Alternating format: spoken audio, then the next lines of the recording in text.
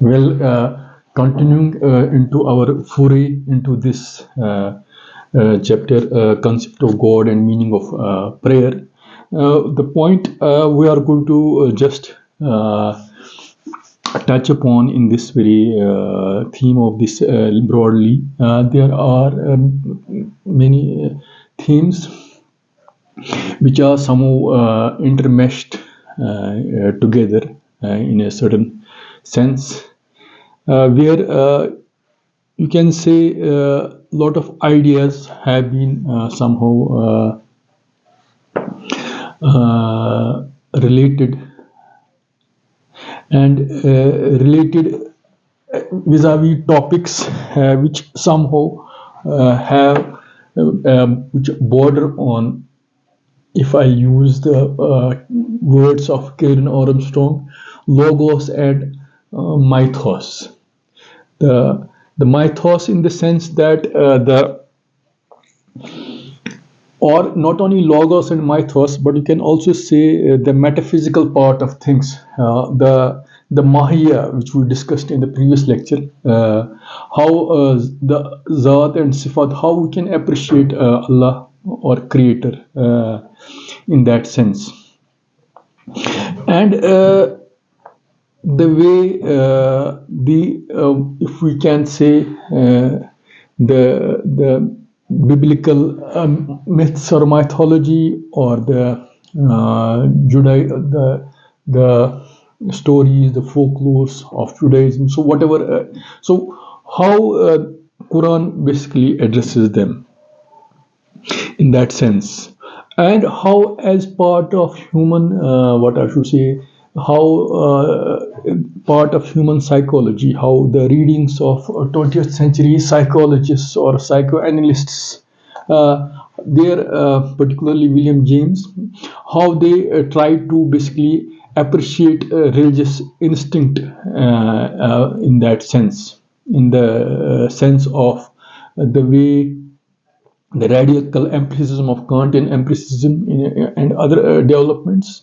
So Iqbal is trying to make all these things, he's trying to put them somehow together, with the caveat that he is mainly focused, or he has faith in Quran, and he is trying to see the maybe superiority of Quranic narrative in trying to delineate certain, even in those myths, how it differs from the previous things, previous sort of things, previous the biblical stories of Adam and Eve, the story of original sin, how Quran somehow differs with them in not only in terms of detail, also in terms of once we give content to those what I should say stories which are there. So before coming to what we can read through this text, so it will be it's also sort of interesting in the sense that the story of heaven, as it is being seen in ancient cultures, ancient civilizations, ancient people. So it, or the story of the concept of hereafter, it is in different degrees has been present or prevalent in that sense. So one point of view can be that the later day canonization of these stories, or so in the monotheistic tradition, is basically evolution in that sense.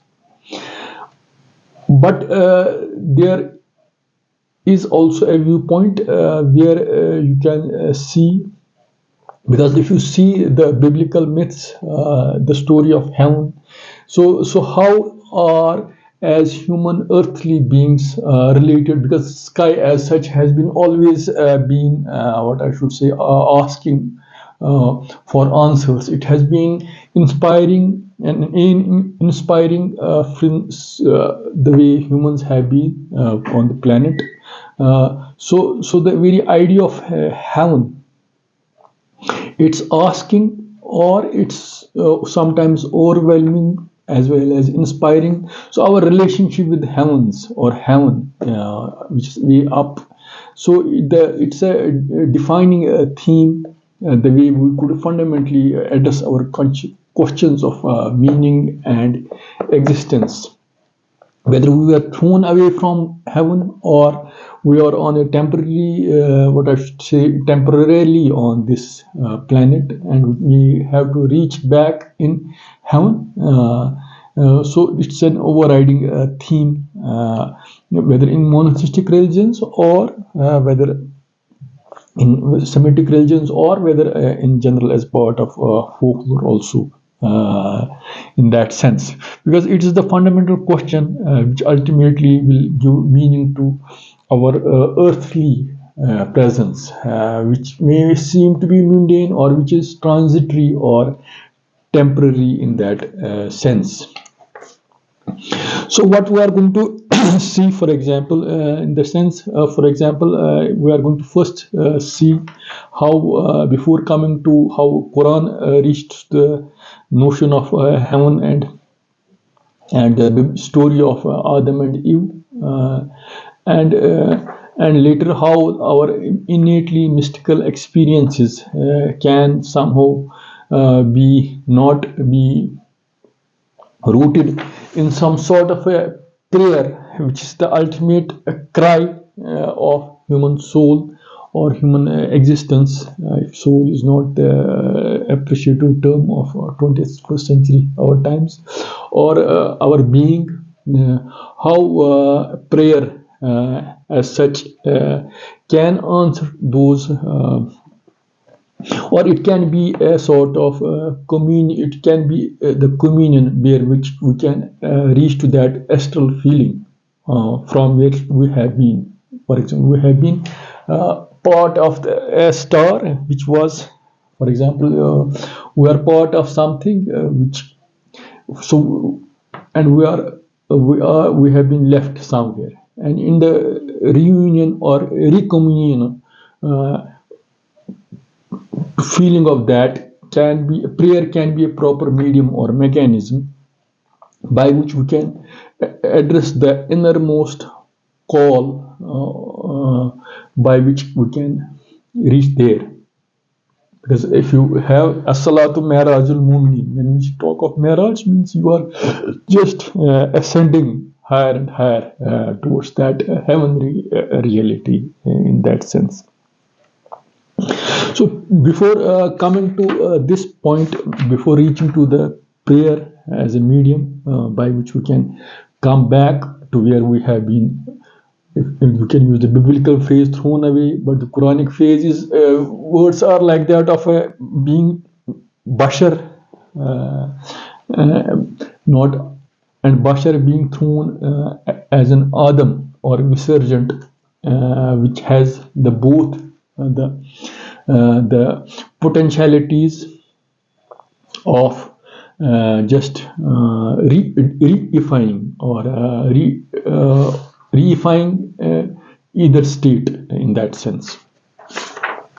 So before, so what, for example, if Iqbal says, so how, so before coming to this thing, so how can you understand appreciate this metaphysics of love in that sense, which are the which is the part of how creator sees things, or his absolute essence. For example, what Iqbal says is how it may be asked, is it possible to reconcile limitations with the omnipotence, the presence of God being everywhere in that sense, and the word limitation need not frighten us. The Quran has no liking for abstract universals. So this is what Iqbal says. So the question is, how we can appreciate this divine omnipotence, in the sense that how we can appreciate it in that sense. So because if so the very what I should say, being thrown on this earth is not that you have to atone some sin in that sense, but it's the way Iqbal says, it's a sort of melorism, means our belief that our actions in this world can animate a hope of man's eventual victory over evil, in the sense, in the way, in the hukana batil is huk, or in the sense. So you can say, so this story, so this thing that we have been thrown. So how can we see this thing in the divine scheme of things? So we have to appreciate it in terms of how we can appreciate the metaphysics of love, which can be seen more in terms of how we can appreciate the omnipotence of Creator or His various sifat. Previously, we talked of sifat only in terms of Allah being Mabda, and He creating universe from nothing. He can think, or universe has been created, or time has been created. Like, this is Allah sifat that only in terms of Mabda. Now you are, if we are going to see God or Allah in some sort of anthropomorphic way, in terms of seeing how we can see God in terms of human thing, like God is loves, or he has he's bounteous, Jawad, he has mercy, Raham, he's love, Mahaba. For example, if I just use the words of worldview of Ibn Arabi, for example, so the notion of love of God was rightly or wrongly the image of sentiment directed towards the human person. So what you can say, his statement is, to be fair, God is also to flee the world, to take the refuge in Adam and Eve loved God. They could neither love nor know outside God. So you have to see the existence is not to be seen outside the existence of God. So you don't know existence through existence. You know existence, which is also a created property, via some the sifat of Allah, who has created, who has given existence, that existence. So Adam and Eve loved God. They could neither love nor know outside God and for themselves, and they know each other as separate phenomena. And so this is so the soul. So Ibn Arabi says the soul sees God not through itself but through Him. It loves only through Him, not by itself. There is no real beauty which does not have truth concealed in it, and there is no real truth which does not emanate beauty. So in that sense, we can also, if I just, there is this Baba Mir Farid. His poetry is very much enmeshed with this metaphysical poetry. How God appreciate his sifat, how can so his metaphysics starts from the idea that supreme reality is absolute and infinite coincides with all possibility and gives rise to universal manifestation. So God's self-disclosure means it implies that it has existential knowledge, which is both presence, which is ontic, as well as its cognitive. You can just have it has a cognitive elements.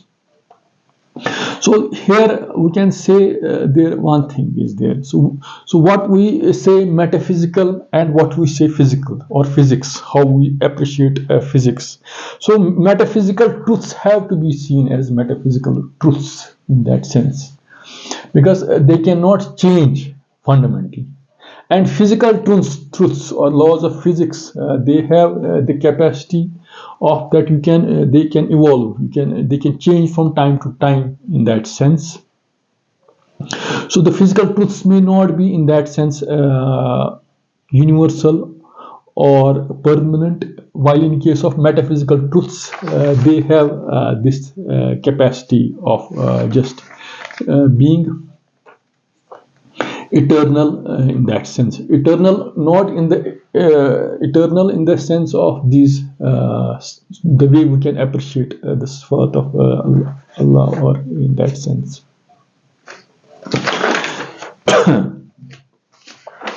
Now, in the history of, for example, heavens, if I just say, so if we have to have, and for example, early history of heavens.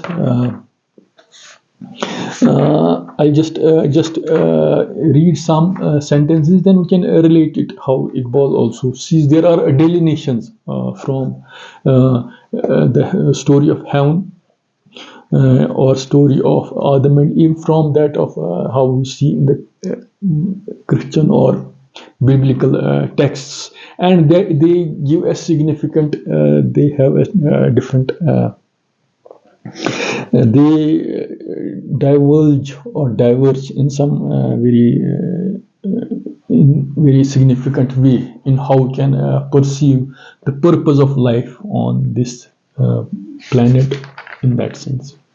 For example, in the early, so if we'll go to early Egyptians in that sense, the ancient, for example, Israelites, if we go to the early stories of history of heaven, in the ancient Egyptian traditions, for example, the ancient Israelites did not invent the notion of heaven as realms of God above the earth. They inherited it from Near Eastern cultures.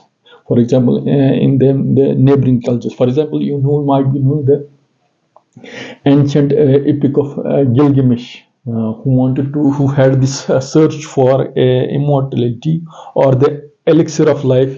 So he reached to that plant, and he could see it, but unfortunately, that plant was what I should say eaten up in that story, and which somehow tries at the end, which you try to see it that as that destiny of that you cannot live.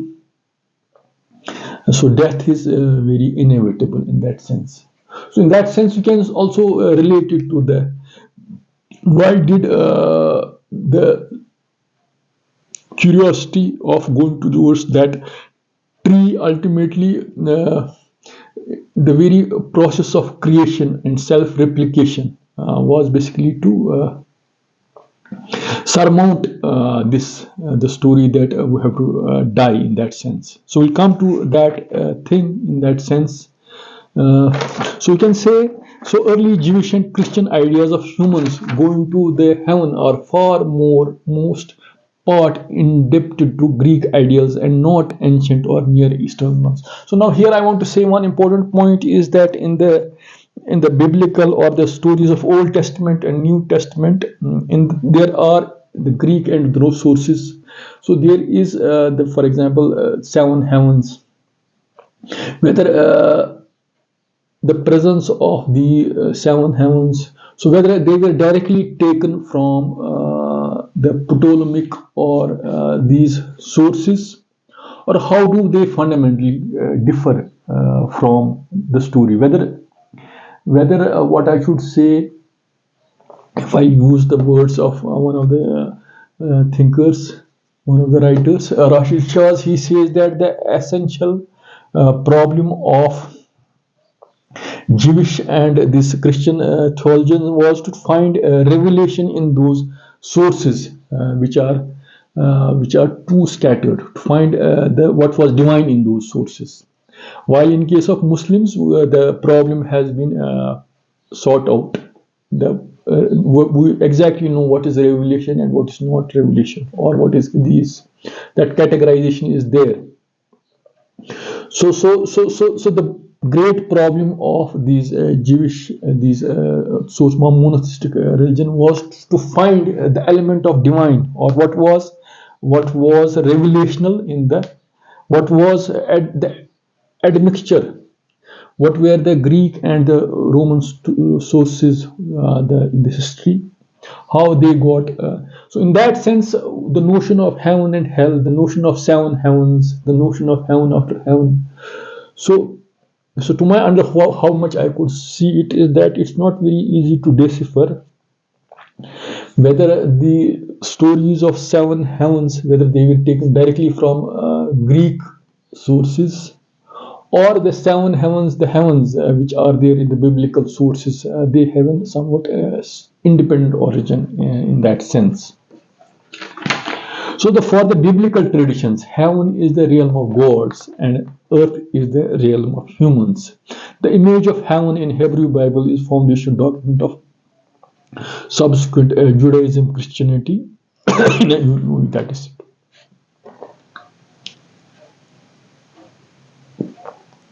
So the Greco-Roman period of Judaism adopted and adapted cosmological views and ideas of afterlife that were common in the region, and this had a major formation impact on various expressions of Judaism.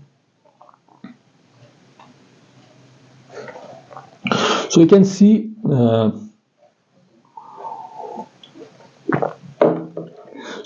for example, this what I was saying, the seven heavens of these early Jewish and Christian texts are clearly not the same as the seven spheres of the Hellenistic astronomers, since they are not strictly speaking of planetary stars.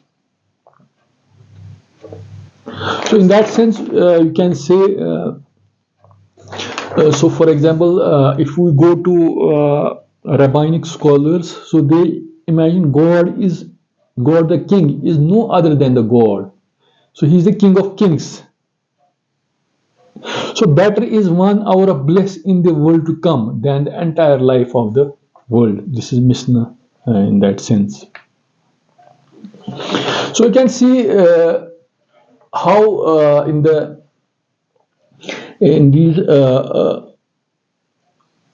this longing for something more than what I should say worldly, and having a reunion in a world which was we were part of something, and where the notion of time would not have been there.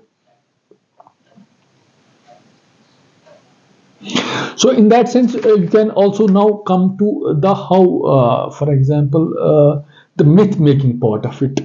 So how we see role of myth in the last last 300-400 years. The idea of myth, whether myth is something a created story or myth is not mythical in that sense.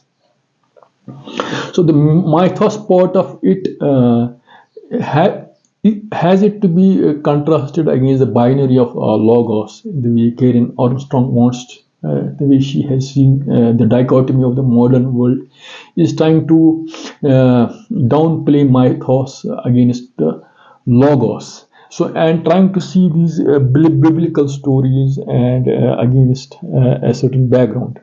But in that sense, we cannot discount our fundamental desire for that, you can say, immortality, or that reunion or recombination with the heavenly in that sense.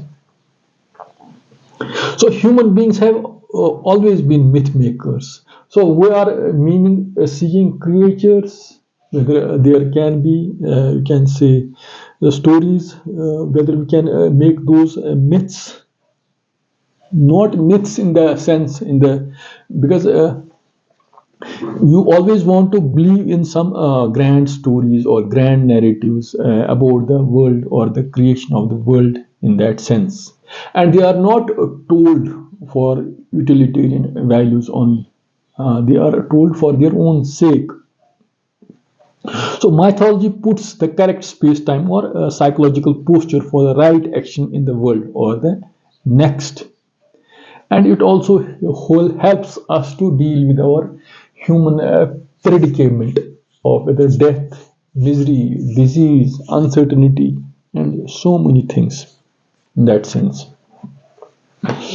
So whether it was the story of Gilgamesh, not at the end, the paradox of not basically even if trying to reach the elixir of life, but somehow not being there but not being exactly there. The paradox is in that sense. So that so you can say in that sense how these parables, if we use, interestingly, the Quran doesn't use these myths or these parables. Quran uses the words of ayan, or ayah. Whether it was Adam, whether it was Noah, whether it was Ibrahim or Jesus or Musa. in that sense. So you can say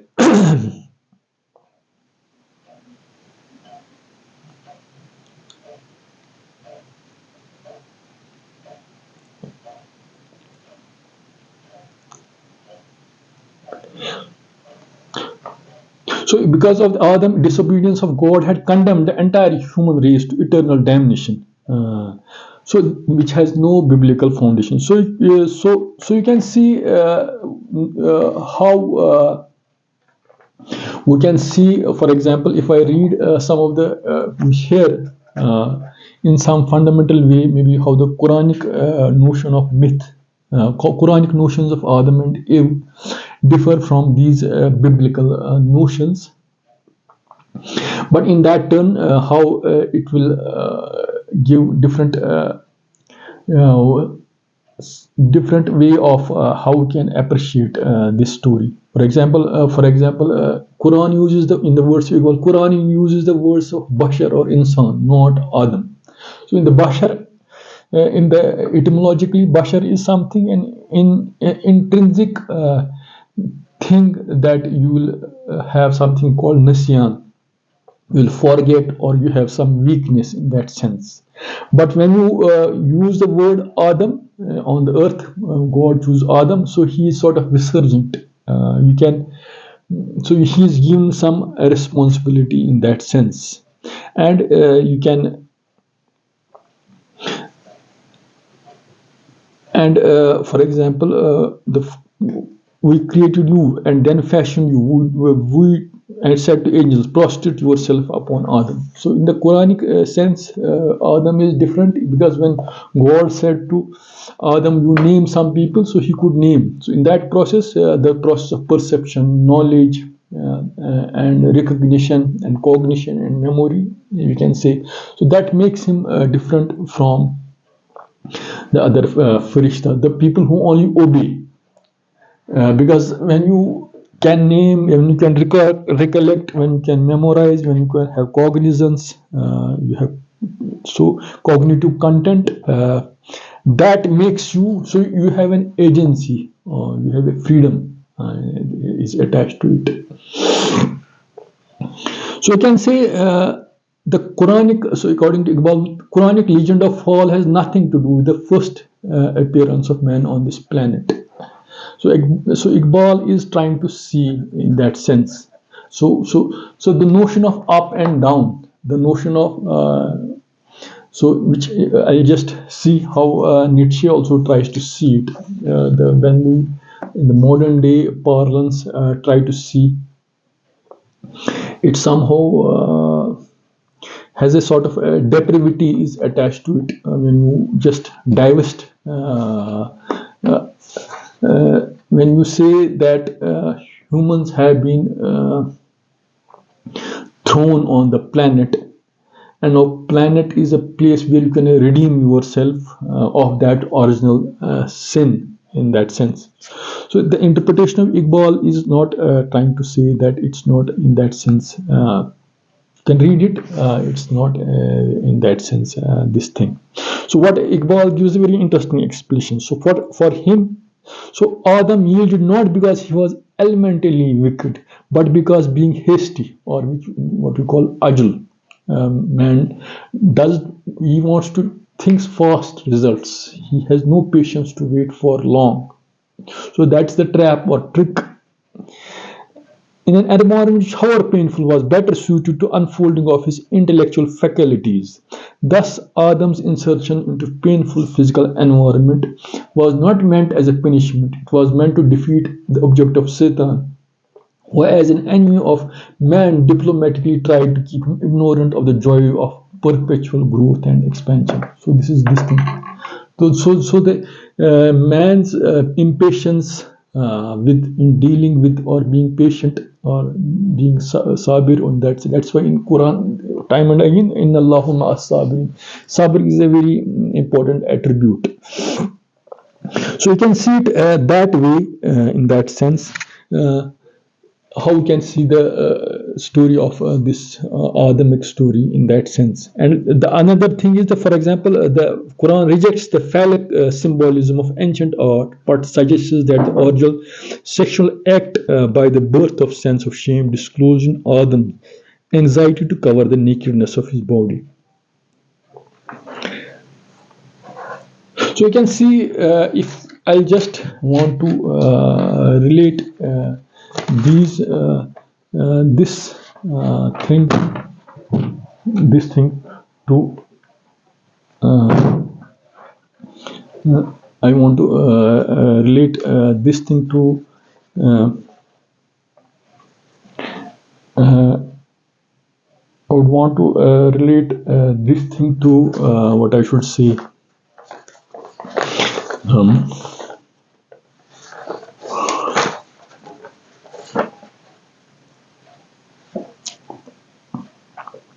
for example, you can relate, for example, predicament of our times. For example, Nietzsche says in his thing. So Nietzsche's existential despair. What did we do when we were cut loose from the sun? Now where does it move? Where in fact do we move?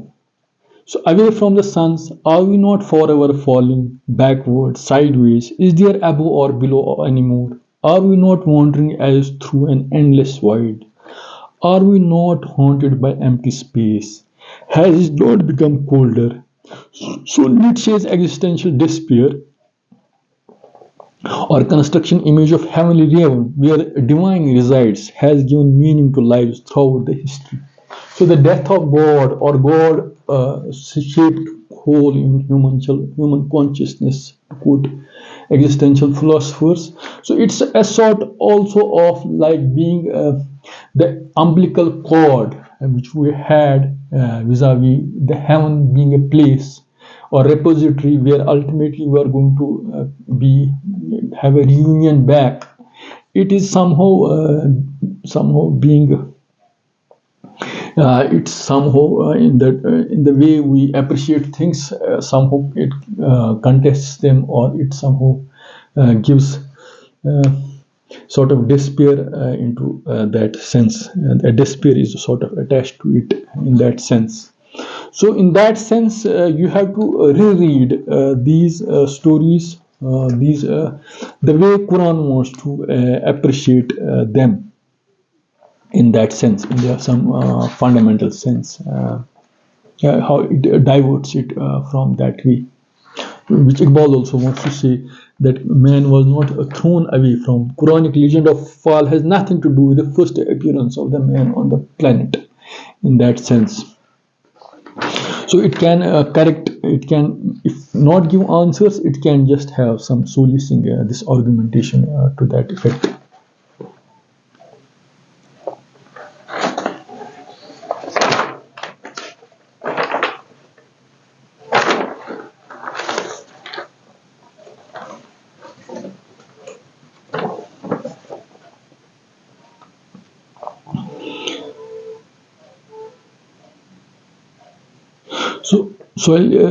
So here maybe maybe I'll just talk of in that sense maybe the heroes of 20th century, maybe in that sense. Maybe I'll just talk about it before coming to it. Now we are coming to just how we'll see how prayer as is a call which will give us appreciation of that feeling or that sensibility where we can somehow have you can reach there in that you can have that solace, or if I'll not use the, you cannot have the, you don't have to have the regression of womb, you have to have that solace of the, or the security of womb in that sense, where you can really come back in that sense. So So Iqbal wants to appreciate the inner dimension, the prayer, for example, the agency through which association is achieved. What I should say, for example, how what differentiates religion from philosophy is that religion soars higher. In the words of Iqbal, religious ambition soars higher than the ambition of philosophy. It's not merely understanding or reflecting or so it's basically realizing in that sense, where reaching a station where you don't feel. So he has also previously quoted somewhere, so for example later he quotes this thing that it's not like a mask there, you go for scent and you reach a stage where you don't see imprints of foot, but you want to just see the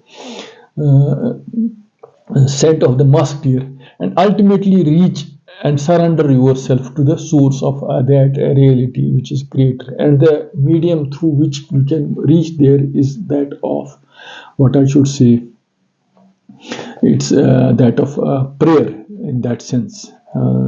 So prayer, the agency through which association is achieved, is act of worship or prayer ending in spiritual so illumination. So if I just use, for example, there is this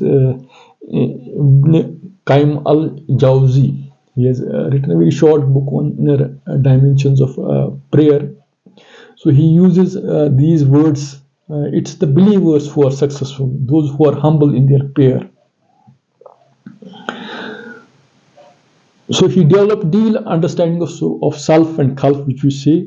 So the branches do not perform any good deeds because the essence of, so when the heart is parked and dried, that's rigid and hardened, the branches do not perform any good deeds because the essence of life is missing from the heart in that sense.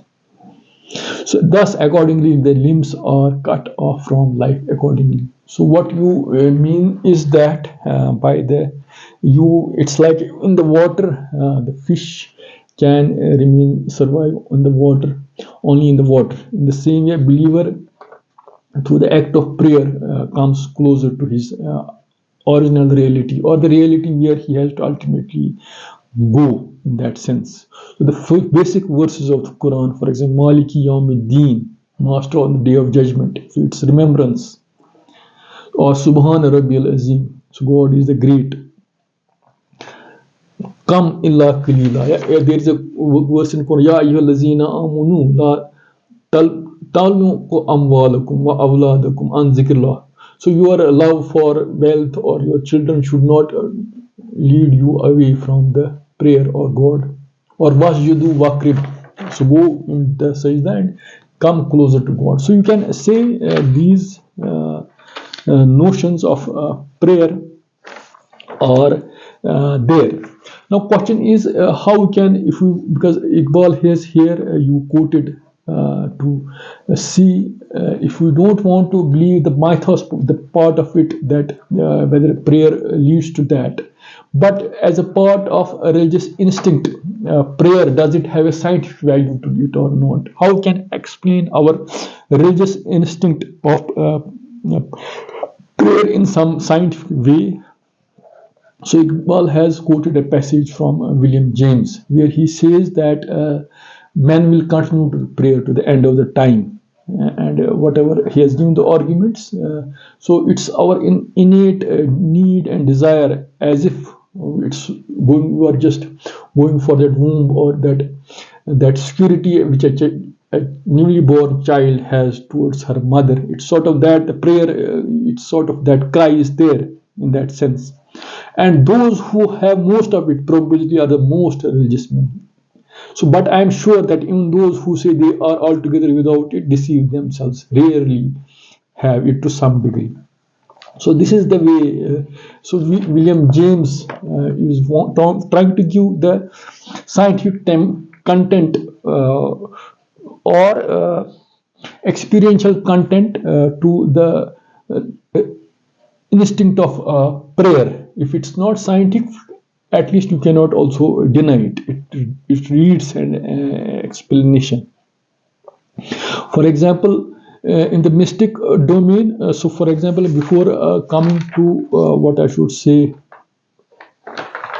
how uh,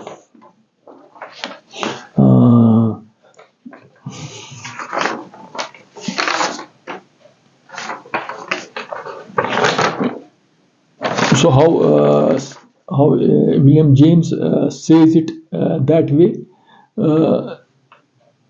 So you can say the sort of religious experience or mystic experience, which is, how can we characterize this mystic experience in some religious sense or in some uh, scientific sense? Because yes, no, yes, yes. So, I come to that. So, in the scientific sense, you can say, if we will just quote in order to second what William James says, because if I want to broaden this canvas of how we can see the mystic experience, whether the mystic experience can be theistic experience, it can be, for example, extrovertive or introvertive experiences. So there can be different strands by which this mystic experiences can be seen. So there have been various scholars of comparative religion or religious scholars who are working in the philosophy of religion. So maybe they can be read with this passage. For example, to say them, for example, Radha Krishnan says, so there is, so he wants to give that there is only one kind of religious experience.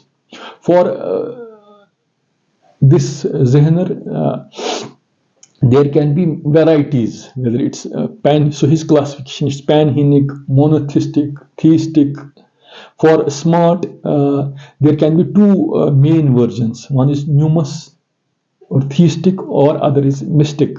Or for states, the mystical experiences admit two varieties: extrovertive and introvertive. And for auto, both theistic and other varieties of mystical experiences, both outward and inward, are classified under the general category of pneumos experiences. So you can see in that sense this experience of if we see varieties of religious experiences by William James, there he divides this mystical experience in terms of, for example, what's the mystic, according to William James, what does the expression of mystic experiences mean? It has ineffability, means if you don't have, you need to tune yourself towards that listening to. It's like that if you don't have a proper instrument or proper ear or proper mechanism to listen to it, you cannot really appreciate it. So you have to be ineffable. It has ineffability. So there is a noetic. Second is there is noetic quantity. So the experience, there are also states of knowledge, we can say, which are depths of truths, which are unplumbed by discursive intellect. Discursive intellect means your intellect will be in a methodol, in a way, in a serial way, or go and try to see what it is. But if it's sudden, it has hoods part of it, henothetic part of it. You cannot. It's a different way of looking at a mystic experience. There's a transiency. So mystical states cannot be sustained for long. There is passivity. So some memory of their content always remains and profound sense. So it's not active. So it's something it's working behind and beneath in some passive way. So if I just quote maybe the Hindu yogis, they have developed, for example, if I just, there's a definition of yoga means experimental union of individual with the divine. So it's based on preserving with exercise, diet, posture, breathing, intellectual concentration, and more discipline, varying slightly on different systems which teach it.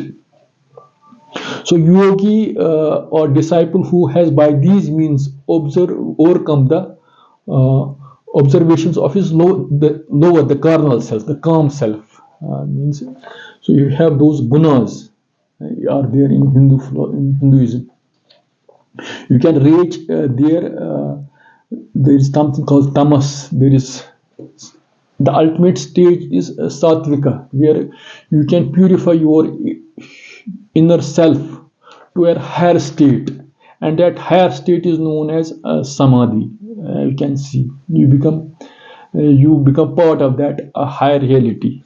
So here, this part slightly differs from the monistic religion or Islam, where you don't become dissolved in the ultimate reality, but you can appreciate that ultimate reality. You reach there where you want to reach in that sense. So you can see this is the variety of mystical experiences which can be seen in that sense. How can see the mystical sense. Now we are coming to very maybe interesting part of it. So how can see in our the way a world which is dominated by the technological and scientific utopia, 100% belief in the linear model of technological growth or development, in that sense, where the mythos, the mythical part of it, is somehow not appreciated in that sense. Particularly last 300-400 years of this Western Europe, in that sense. So, for example, in the previous times, for example, so people were relying on this surplus agricultural production, in that sense, and that created a sort of ledger and this thing, and the art and other things. So you can, so a lot of things. So it was different, but the Western societies, they are basically founded on the technological replication of resources. You have a model, you are going to you just understand something, you replicate it, things on a mass production, replication, marketing on a large scale, which is a replication of resources and capital. And the heroes of modernity or modern world are people who are creating these technologies, even though maybe that thing has also, so for example, the way our cultures appreciate Edison's or the Bells of our time or the Bill Gates of our times. So the process of creating technological novelty, and they are the heroes. The heroes are not those ancient sages who just try to just appreciate truths, the divine truths, in that sense. So these are modern day heroes, but the question is, in that has become too complicated now, the process of production and process of replication. It's not the novelty and creativity is not basically, it has not remained individual. It's the at the mercy of large corporates and the resources which are required even to produce those things. So you have to see it. How you can see I'm connecting it in some different way. So you can see that. For example, even in the Newtonian, if I use words of Karen Armstrong, even she says that the way Newton is being appreciated by modern cosmologists is not like that of a person who believed in, for example, Newton's rational God, but people appreciate his being, what I should say, his uneasiness for mystical values in religious matters, in that sense. So you can see it also in that sense. So this is the way I have tried to somehow give